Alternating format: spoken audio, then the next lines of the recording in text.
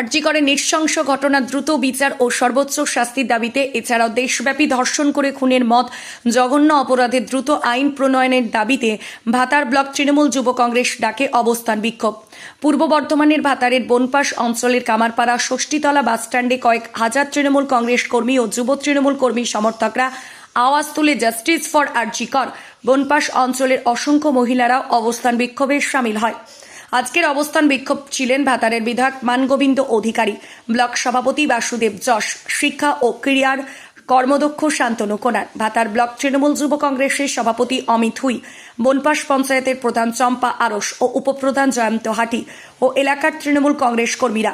এই অবস্থান বিক্ষোভের মঞ্চ থেকে কর্মদক্ষ শান্তনু কোনার সিপিএম ও বিজেপিকে কড়া ভাষায় আক্রমণ করে বলেন, ধর্ষণ করা দলের আর এক নাম সিপিএম।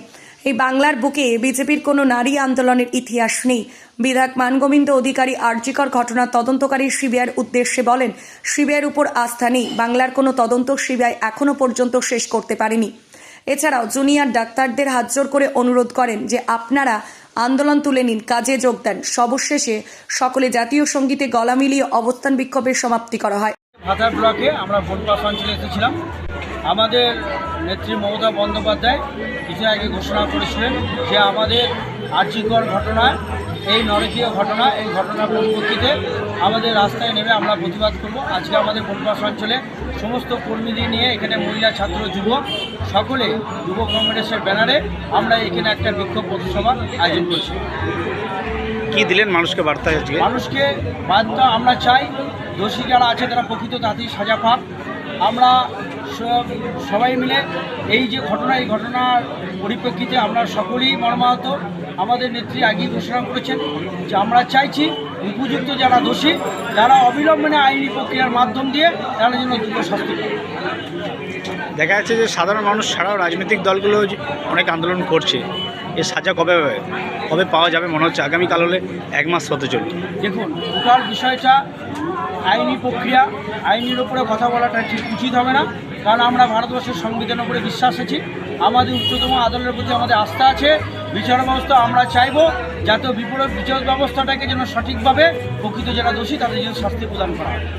কাদের উদ্যোগে হলো আজ অবস্থান? আজকে ভাতার ব্লক তৃণমূল যুব কংগ্রেসের উদ্যোগে এখানে আমাদের এই পথসভাটা হলো। কে কে ছিলেন আজ?